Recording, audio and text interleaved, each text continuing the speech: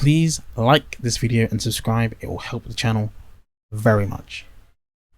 Repeat after me. I, V, do solemnly swear. I, V, do solemnly swear that I shall faithfully serve the new United States of America.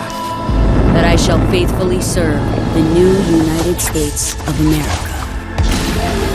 On behalf of all Americans, I thank you for your service. You know, taking that oath. Bad idea.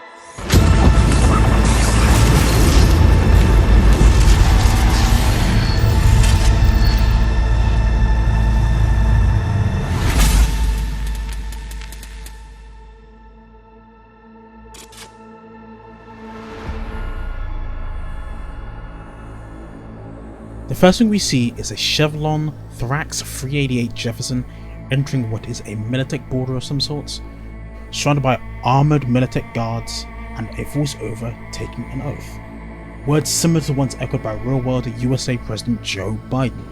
I, Joseph Robinette Biden Jr., do solemnly swear. I, Joseph Robinette Biden Jr., do solemnly swear. Repeat after me. I, V, do solemnly swear. I, V, do solemnly swear that I will faithfully execute that I will faithfully execute the office of President of the United States. Office of President of the United States. That I shall faithfully serve the new United States of America.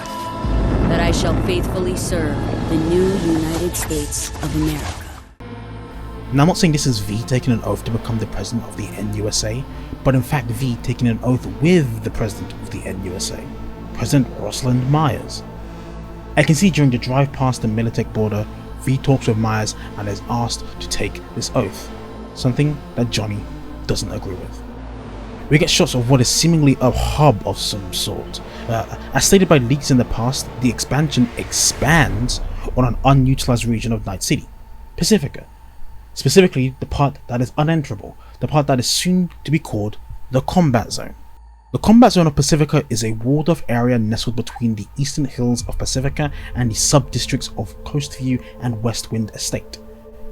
In the 2020 tabletop RPG, the Combat Zone is described as a burnt-out sprawl of tenements, abandoned factories, boarded-up offices, and trashed shopping malls occupied by the desperate, the devious, and the dead. During the light of the day, the zone sleeps under its industrial strength pall of smog, but at night the zone comes alive, for it's only then that its most feared residents venture out of their sweltering sewer holes and rat-infested hovels to howl and prowl. This is a very apt description of what we are seeing here. What we see here is very interesting to me. As we know, Pacifica was meant to be a holiday destination and resort, and from what I can see, V seems to be fighting what I can only assume is the lobby of a never used hotel. We cut to a biodome area where V is in fact fighting scavengers. Now this is interesting. What reason would a scav have to go to the Combat Zone? Something must be really valuable for them to risk their lives to get this thing or person.